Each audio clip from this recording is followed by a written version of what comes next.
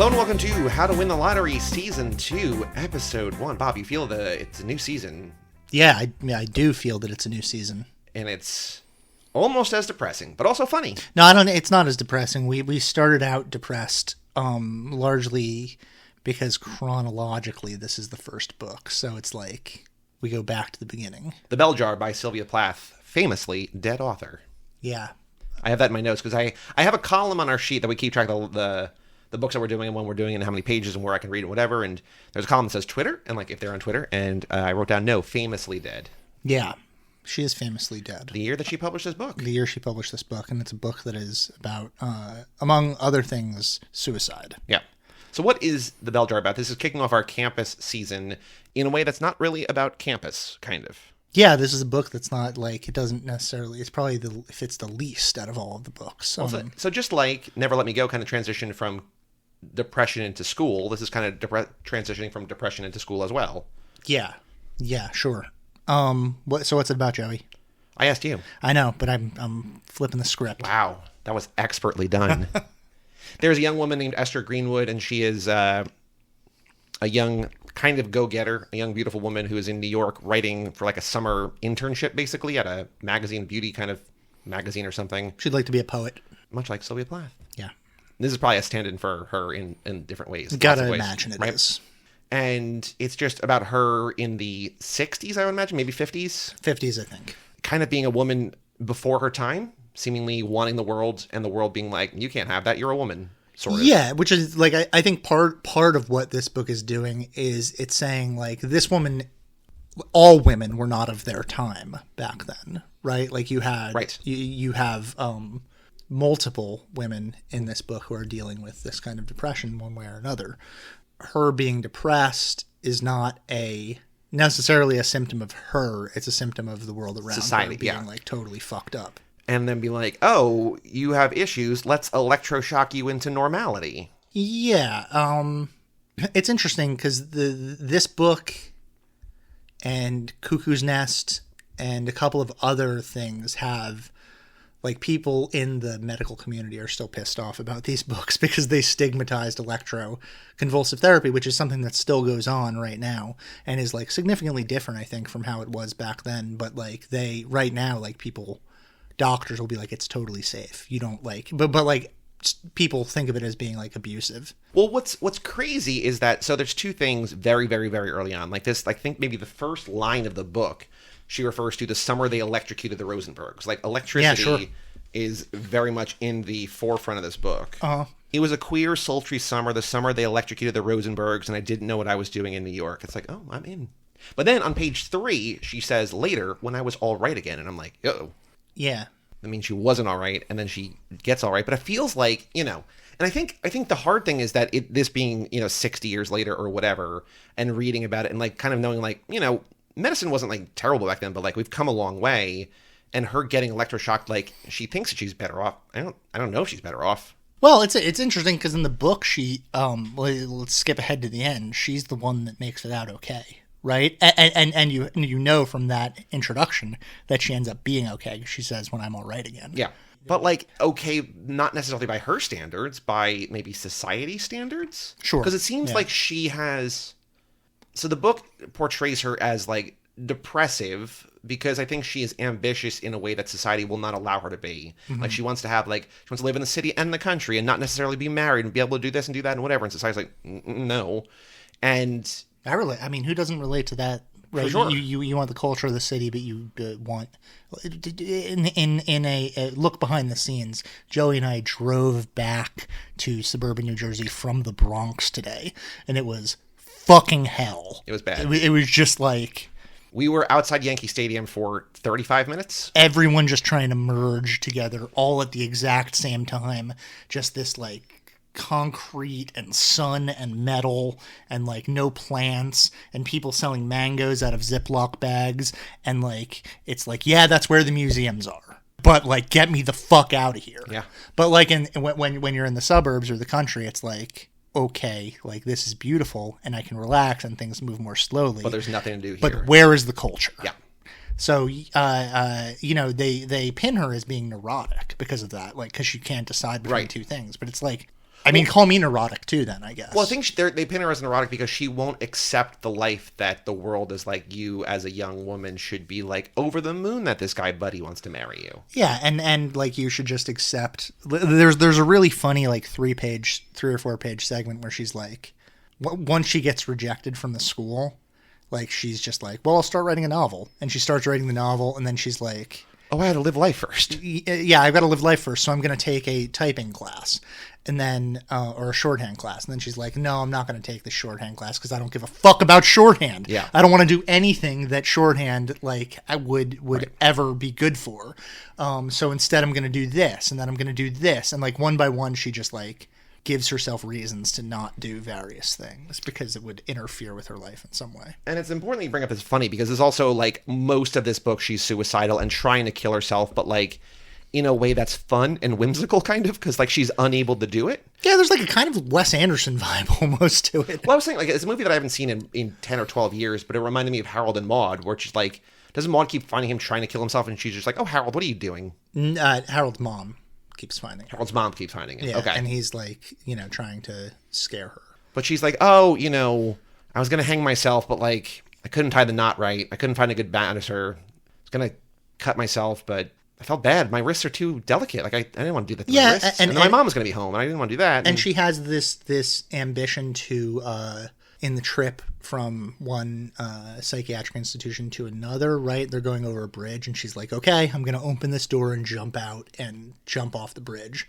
And then she's foiled, but then in her head, she's like, I wouldn't have done that anyway. No. Like you get the sense that she doesn't really want to kill herself. Yeah, I think she's glamorizing that. I mean, this is a very, again, trigger warning, content warning, a lot about suicide in this book, which, I mean, I guess we maybe should have said earlier. Whatever. But I think that scene honestly, it's the fucking bell jar. Like, you probably should know. But I had no idea what this is about. Oh, no? No. Okay, well, and I think that scene that you mentioned is the first time that the titular bell jar is referenced. Because I think that's maybe the first time that she's actually feeling the world closing in on her.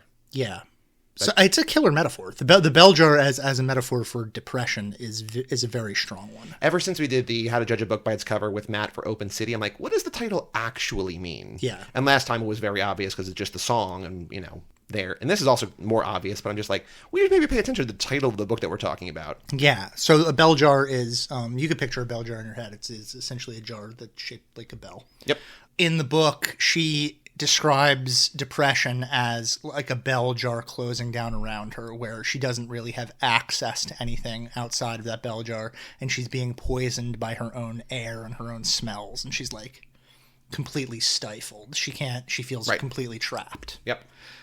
After she's gone through the electroconvulsive therapy, she describes it as the bell jar hanging above her, which is still pretty scary because it implies that it's like a guillotine. Yeah, it could descend at any moment to trap her once again in her own stenches.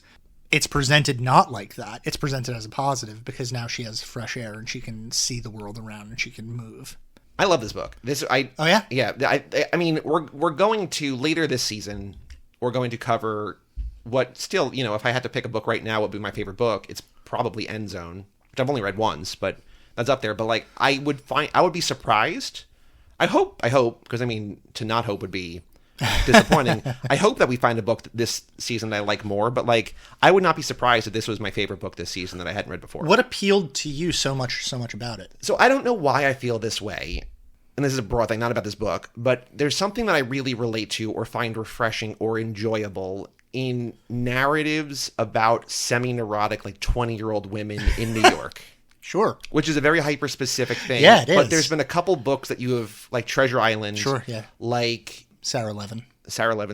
Levin? Levin. I think there's an E. It might be Levine, yeah. Not like Adam Levin. Levin. Fuck. I knew I got it wrong in the past, and I couldn't remember how I got it wrong. I'm so sorry. That's right. I got Sarah Levine's name wrong this time. Or Story of My Life. Yeah, the Jay McInerney book. Because this book, for being 60-ish years old, feels like it could have been, with a few, like 90% of this, feels like it could have been written last year or this year. If you took out references to Negroes and Technicolor television. And Chinamen. Yes. And the casual racism strewn throughout this novel. Then you would be, it could be a real, like, modern book. Because it's about people. And sadly, stuff hasn't changed all that much. There's not, like I guess, like women certainly have more access to, I mean, 60% of people in college are women now. But like there is still that thing about like the family versus work dichotomy and and things like that. And you know, parents being like, so when are you going to get married, etc. I don't know why I relate to it so much. I think part of it has to do with the fact, like it's in movies too and books, but I think that there have just been so many. I've seen so many movies and I've read so many books written or made, just like made by straight white dudes about straight white dudes, that whenever there's something that even isn't, like, you know, in our last Patreon episode, subscribe at lotterypod. No, not lotterypod.com. We don't own that. Patreon.com/lotterypod. You talked about the transition baby, and like it's not like I need something that is like so radically out of my comfort zone like that, but just the fact that it's like about a woman, like a different point of view, which is not like, you know, whatever. It just feels different because it's a different mentality, and especially a woman, a female author, and you know, it's all for sure. Yeah, it just feels different, even though it's not like the most underserved demographic. The fact that it's not just like a straight white dude writing about straight white dudes, like I'm not against that, but this just I like that there's something, it's different. Yeah, it's creating a drama that you're like partially unfamiliar with. It gives you access to another world and allows you to see through another set of eyes, and maybe makes you a more empathetic person. Maybe changes the way that you look at the world a little bit. Yeah, but I loved it. I mean, I think it's very funny. I think the writing style is like a little flowery, but in a way that I liked. Yeah, I didn't find it too flowery. It found like I often talk about this book in conjunction or parallel with Catcher in the Rye. Like I think that they're like kind of brother and sister novels. Can you go into, because you said that to me when I was reading it, and I haven't read that since high school. Yeah. So I don't really remember it. We're not doing it this season. We in theory, it would fit, right? Or no? Yeah, but it's a book that has been. You're just afraid of being exposed as a phony. No, like that's a book that's been covered. Sure. Right. If we were doing like, let's say we started a podcast that was called like Obvious Books 101. No, or just like sophomore lit or something like that. Like what? Like if we just covered, I mean, that's a good idea for a podcast. Like just the classic books that you read in high school, and then you like dissect them from a. Anyway, anyone that wants to do that, go ahead and do it. It's probably actually already a podcast out there. But like that's basically Cliff Notes for this year, right? Yeah, exactly. You could do it.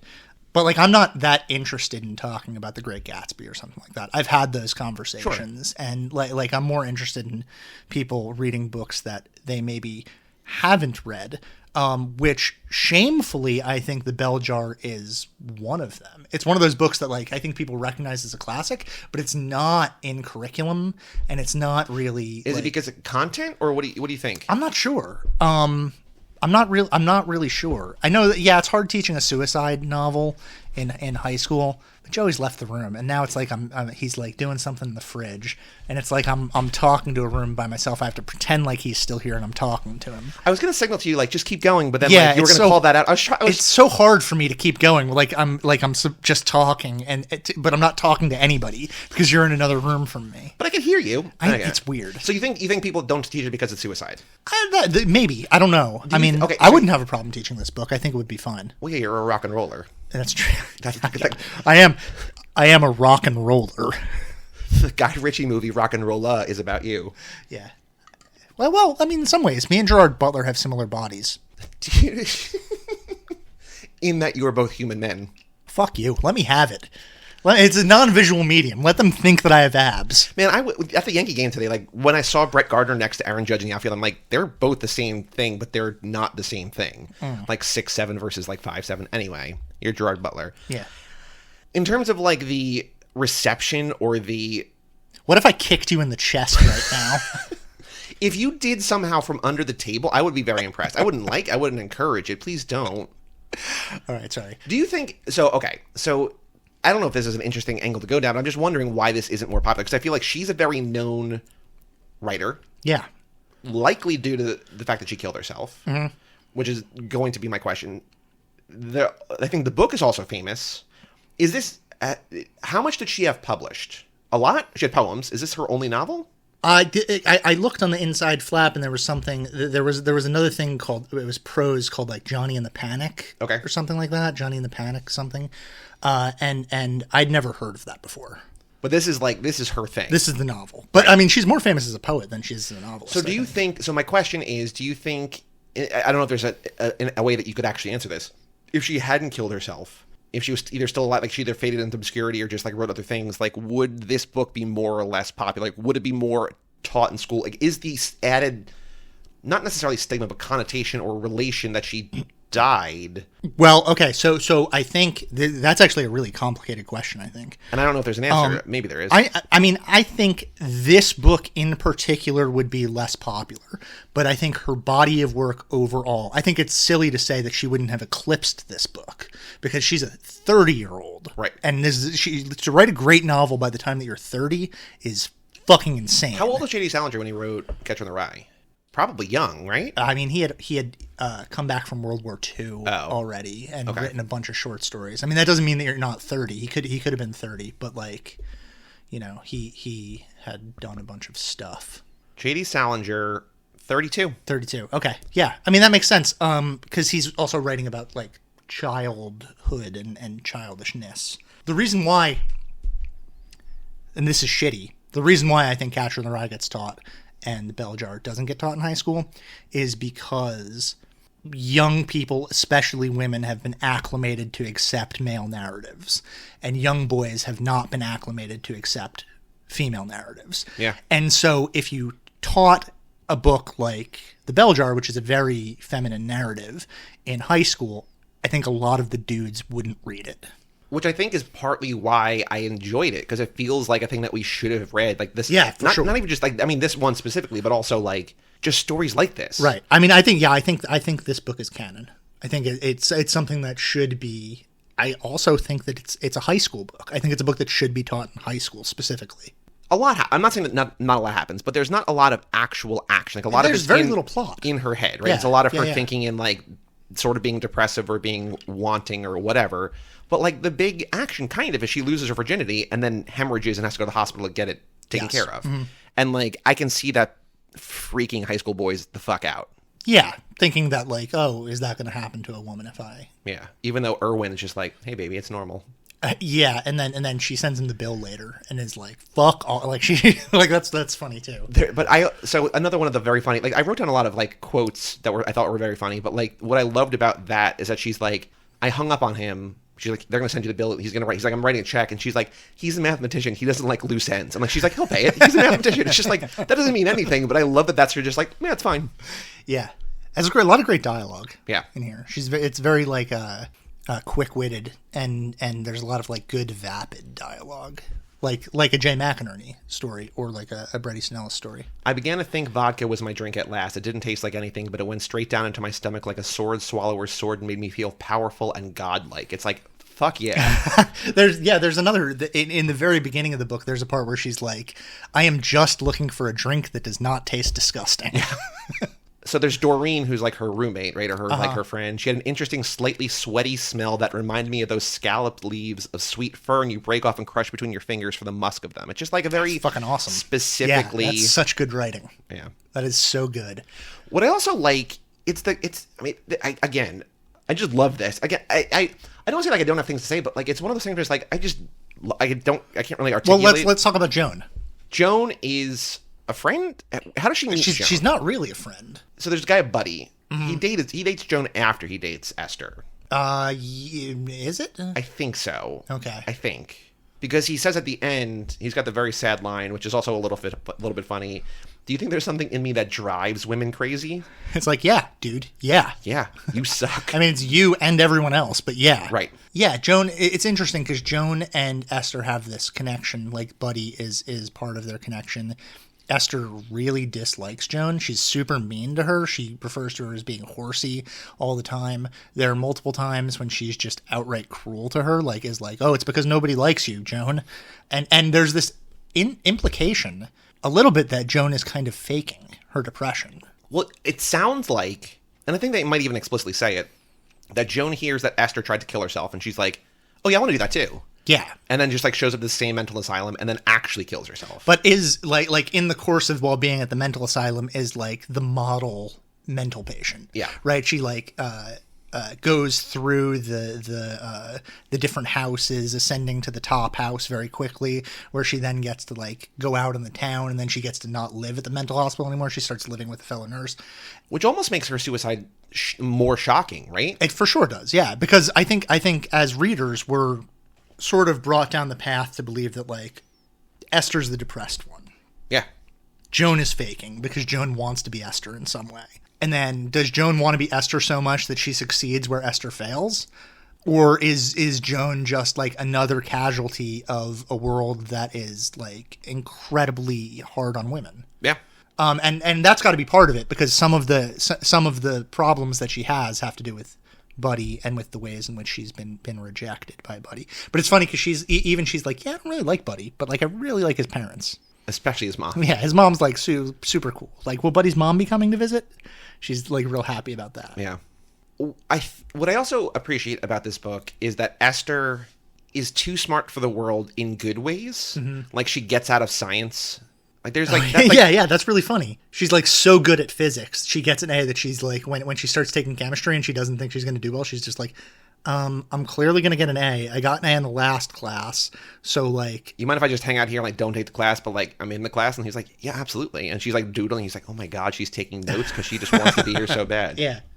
Yeah, it's really funny. Yeah. Like that's like, I just feel like she's still probably true today, but a woman ahead of her time, where I think it's more acceptable for someone like this to exist today, but still society would probably be like, shut up and take what you get. Yeah, if you're a person that can get a scholarship to an Ivy League school, then it might be okay for you to become a poet. Otherwise, not really. Right. Should we talk about the sex? Because like, there's a line where it seems like she has no interest in men, or right. like less interest in men than other people around her, mm-hmm. and she keeps getting set up with like a boyfriend's brother or friend. They're always like ugly or weird, and she doesn't like them. And then she sees Buddy, or Buddy, for whatever reason, is infatuated with her. Mm-hmm. And she sees like his distance, and like they basically break up, but she's like, oh yeah, he's at another school. I can just pretend that I'm with him, and like the pressure's off.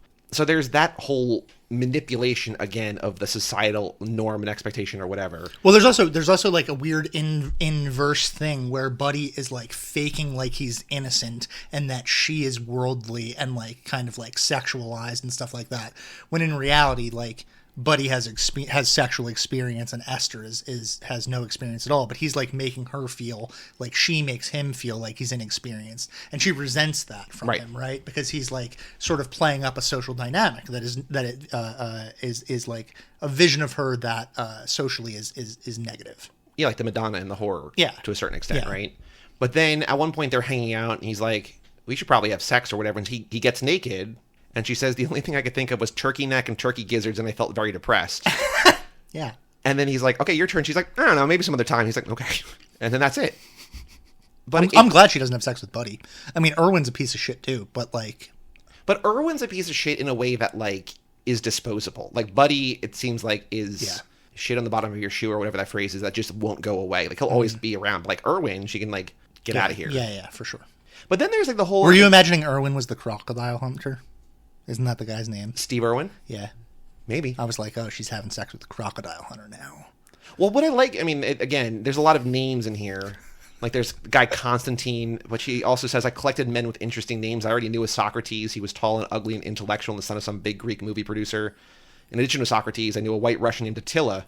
It's just weird dude names. So, I mean... Well, also those are, like, not like weird dude names. They're, like, dudes that are symbolic of like the great men of history, right? Attila the Hun, Constantine, yeah. Socrates, Attila, Buddy. But Buddy is lesser than all of those, right? And like, Steve Irwin and Steve Irwin, yeah. the crocodile hunter. Probably, if I had to, like, if I were making a list of men that I would be intimate with, Steve Irwin, beginning and end of the list. Yeah, beginning and end. It's just Steve Irwin. The alpha and the omega. Yeah, the crocodile hunter. Hunt this crocodile, baby. That's my butt, taint, and balls. That's theme song. You can cut that out if you want. No. That's staying. That's 100% staying in. There's also a couple things that, like, again, to the dated nature of it, that I had to like look up or be like, wait, that's weird. Like, there's the part where she talks about being photographed naked. Oh, for the school posture picture. Yeah. Which I know that they did scoliosis tests when we were in elementary school or whatever, but like, that just seems so invasive. Yeah, that's something that was a thing not that long ago. People were trying to get purged or something like that, which was that up until the movie The Purge? No, up until the 70s or something like that, at like Ivy League schools, they had naked photos of every single student. That's insane. Yeah, it is. It's really fucking nuts. That's so crazy. So yeah, like maybe like 10 years ago or something, people were like, we want to get rid of those photos. You have naked photos of us when we don't want those around. Yeah, it's weird. That's so crazy. Mm-hmm. But then there's also later she gets the fitting, which I had to Google to confirm, but it's for a diaphragm, because it just seems like, I guess, casual, maybe enough people would understand in the 60s, but it just like, it felt sort of foreign. Well, she's somewhat embarrassed because she's there and she's not pregnant, and everyone else is pregnant. So she feels like she's doing something wrong. But she's just taking ownership of her body. Yeah, right. But in the 60s, 50s, in some places now, that's in some ways a revolutionary act, right? Sure. Which is also creepy when she goes to the doctor when she is hemorrhaging, and the doctor's like hitting on her, kind of like. Oh, he's like, oh yeah, I can fix this. You're one in a million, and like basically winks her like, oh yeah, I got you, baby. You're one. Oh yeah, I can. Don't sweat it. I can fit. I've been around a hemorrhaging woman before. I've seen a vagina or two. They call me the crocodile hunter.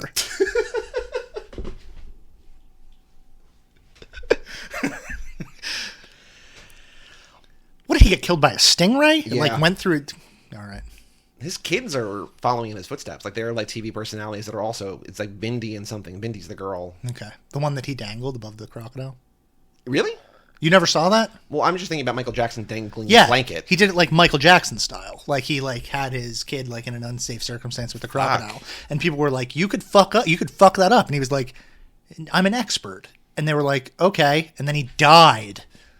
On the job. Yeah. So it's like, all right, man, maybe you could have fucked up. Maybe you're, I don't know. I don't want the crocodile hunter's kids to listen to this and then feel like their dad sucked or something like that. I mean, he's the only guy that I would let up in my shit. In your crocodile. Yeah. Email us, bindylottery@cageclub.net. Please don't. So I wonder, so there's the other thing where, please do, where Buddy goes to the sanatorium. Like, it's not a mental asylum, but it's for the tuberculosis thing. Yeah. Which is, again, similarly societally cast off. Maybe more accepting because it's just a health thing that's not necessarily... Well, because you can't be in society. Like, if you're a depressed person, you have to be socialized somewhat, and you have to, like, people can visit you and stuff. But if you have TB, like, you kind of have to be isolated, right? It seems like that whole, like, sanatorium, they're all just, like, banging each other, though, because it's just like, we all have TB, like, let's just get down. Yeah, like how they do at old folks' homes now. Yeah. Where it's just like, none of us can have kids, fuck city. Yeah, man. They visit Buddy there. Esther visits Buddy there, and he's fat, and that's when he chooses to propose to her. And she's just like, no, like, I didn't want to before, and I definitely don't now. Yeah. Which is pretty funny. You have any opinions about the two different doctors the psychiatrists? One of them is a very good-looking man, and one of them is a woman. Well, I like that she likes the woman, but well, because the woman trusts her, and the woman, like when she's, like, clearly resents her mother, the like, psychiatrist, like, smiles at her, and she's like, yes, good. Right. I think that, like, I guess to a certain extent, they both essentially prescribe the same thing. Yeah, it's interesting that when the man prescribes it, it goes terribly wrong. Right. And really, like, totally fucks her up and makes her feel like she's been electrocuted. And then when the woman whose name I forget... Dr. Connor or something? I don't know. I think the man is Dr. Roland. Yes, that sounds right. And then is maybe Dr. Gibbons? Maybe. I'm not good at names. Yeah, me neither. But when the woman does it, she says, it's like being put to sleep, and I promise that I'll be here with you, and et cetera. I'll let you know. There's Dr. Nolan. Who's Dr. Nolan? I think that's what I was thinking of as Dr. Roland. Okay. But I think it's after the first electroshock therapy, there's maybe the saddest line in the entire book, where she says, I wondered what terrible thing it was that I had done. Like, basically, what did I do to deserve this, essentially? It's just like, you didn't do anything. Right. But she is led to believe that she has, because like why else would she be shocked? Yeah, the thing that she's done is that she had ambitions and didn't want to, let people Box her in. Yeah. And it's interesting. Later in the book, she's like, "I'm never getting married." Right. And it's like, yeah, fuck yeah. But there's something really sad and telling and important, I think, that only after she is electroshocked does she become suicidal. That's a good point. Yeah. Because before that, she's not. Like, she's healthy. She's, like, ambitious, and she's, maybe not what people want her to be, but she's a normal girl. Yeah, joking around with friends. And then she gets electroshocked, and it's just like, okay, how do I kill myself? Yeah. And that's when the bell jar metaphor comes in. It just sucks. Yeah, pretty rough. Yeah. There is no judge a book by its cover this week because the Honorable Judge Matthew Erdely is attending a wedding, and we don't want to bother him. Sylvia Plath's wedding, weirdly enough. Yeah. So when she actually, like, the closest she comes to actually successfully killing herself, she takes a bunch of pills and she goes down, like, in their basement. Oh, yeah, that's right. And she, like, falls into a hole or something. Or she's like, there's some kind of, like, no, she doesn't fall into a hole. She, like, intentionally climbs into what is essentially, like, a crawl space, and then like boxes herself in behind a thing, like puts a bunch of logs in front of the hole. So when she comes to eventually in the hospital, she's, like, deformed, and I'm wondering how that happens. Like, she has, like, no hair anymore, and her face is all bruised and, like, swollen over. Is that just from, like... Yeah, I'm not 100% sure. Like, there's a lot of interesting language in that part. Like her eyes are closed and they have to, like, chip at her eyes away with the chisel so that she can, like, daylight starts breaking through. That's a really fascinating thing. It seems like that part it seems like the most like a horror movie and also the most like a slapstick comedy at the same time. Yeah. Where she's like, "Oh my God, I'm blind," and the doctor's like, "No, you're not." Yeah. And then another doctor's like, "Yeah, you're blind." She's like, with that other guy. Yeah, there's something like very Wes Anderson-y about it. Another sort of Wes Anderson thing that, like, I thought was going to become like the third act of the book and then almost immediately gets dropped is that there's that, like, eccentric author Philomena Guinea who's just like, "I'm fascinated by your story," and then, like, doesn't factor into anything. Yeah, she's almost like a Deus Ex Machina to, like, get her to go to the fancy therapy place where she then gets treated by the good doctor. By the good doctor. Yeah. But I was just like, oh, I thought it was gonna be like she was gonna, like, spend time and, like, she's gonna tell her life story or something. But it's just like, no, it's just, kick her upstate or whatever. Yeah, Philomena Guinea, what a name. Truly. But then the end of the book, she walks into her exit interview to get out of the insane asylum, and they basically downplay it, like, it doesn't really matter. Like, they already decided if you're gonna get out or not. But I was thinking, and this is very dumb. I don't know if I said this to you.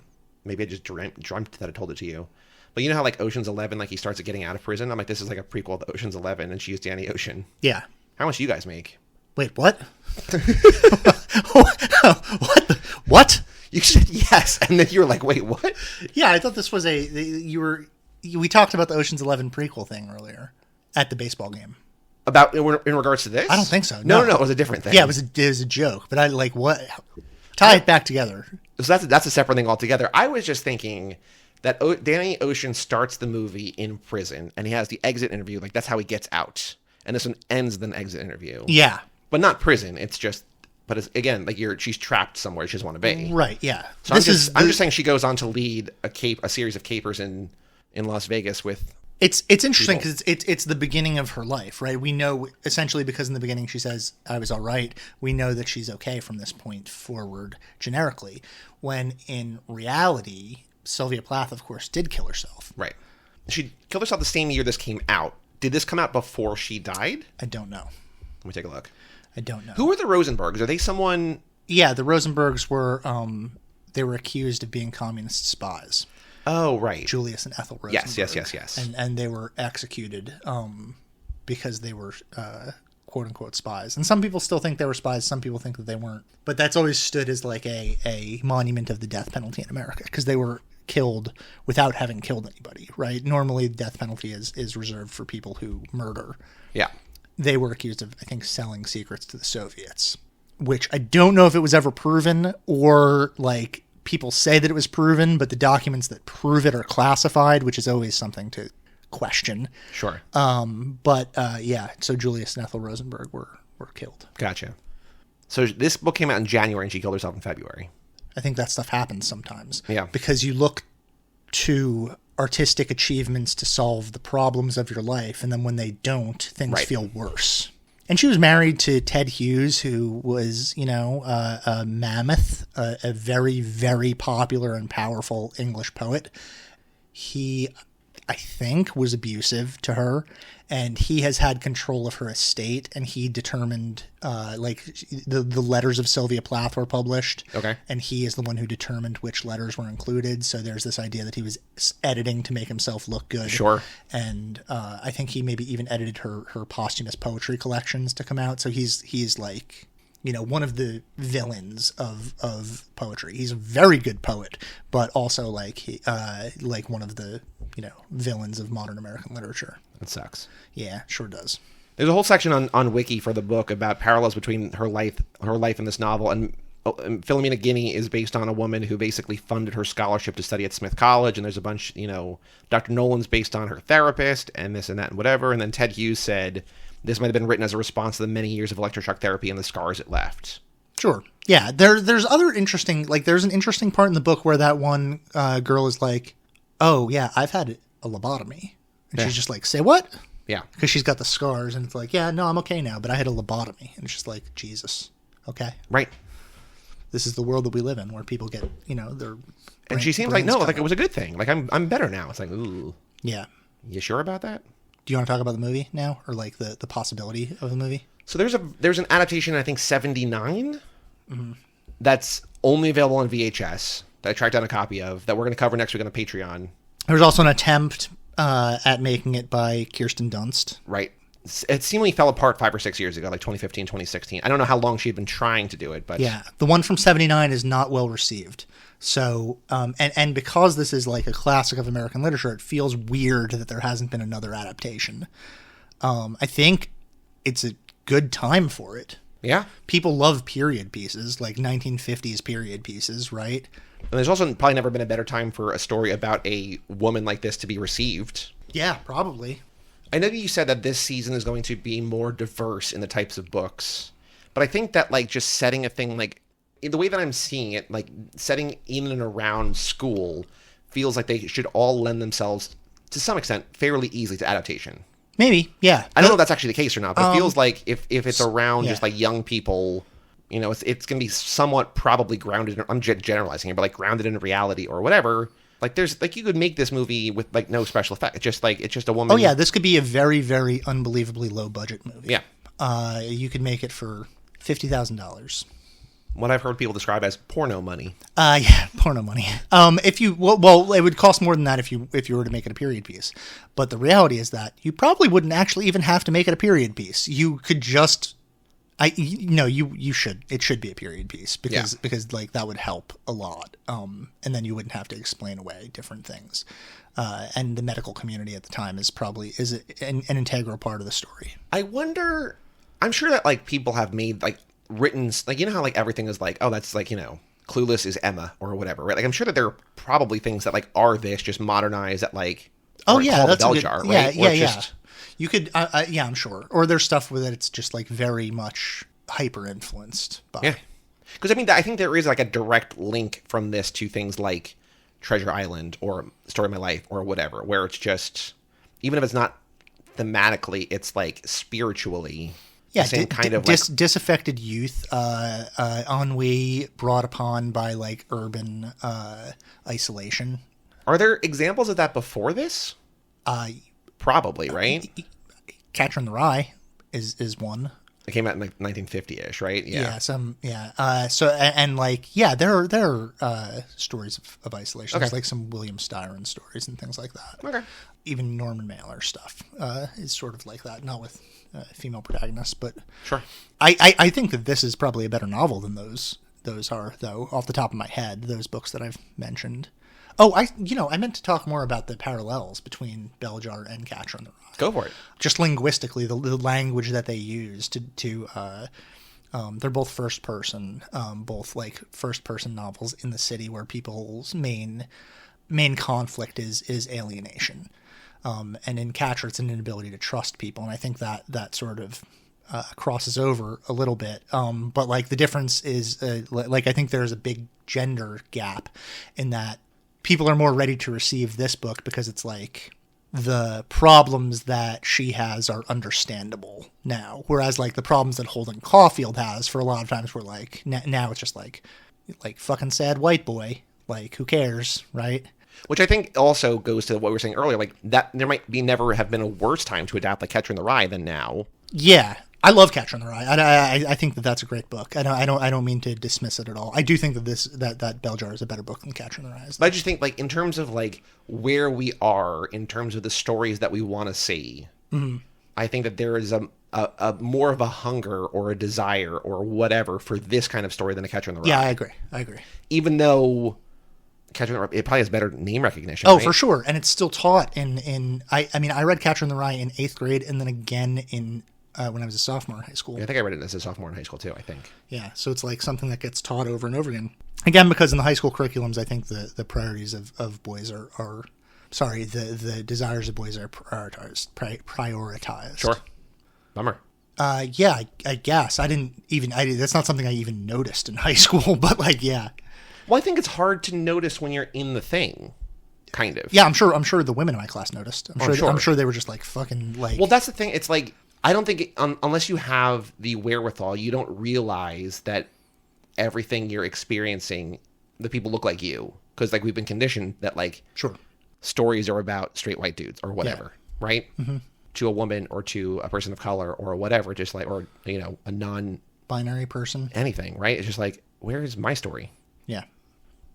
Your friend Egg wrote in. We have an email address. Our friend of the pod. Friend of the pod, just like Amber Tamblyn. Amber Tamblyn and Egg. Two friends of the pod. And Lucy Ellman knows about us to some extent. That's true. Yeah, she retweeted, right? Or her publishing company retweeted. Publishing company retweeted. We're getting out there. Yeah. Meg's reaction to the Bell Jar. We have an email address if you want to email in lottery@cageclub.me. Like we said in the last episode, just email in and we'll get to it when we get to it. If you want to, actually, to be honest, it doesn't even have to be about the book, like these books in specific. Like we'll talk about books in general. Like if you have just like if there's something about books that you want, like if you have a book that you want to recommend, if you know anything, or like if there's a campus novel that you're thinking about that we didn't include, write in to talk about that. Maybe I've read it. Maybe Joey's read it. Maybe we can, doesn't matter. You don't have to just talk about these books. Or if you're like the only person you know who reads books, and you're like, this is finally a people who actually read books, and you just want to talk about books, you can do that too. For sure, yeah. Lottery@cageclub.me. Or if you'd like me to list the various crocodile hunters that I fantasize about. Is it still just the one? Just the one, yeah. Steve Irwin, yeah. If there are any other crocodile hunters out there, get at me, baby. That's not a knife.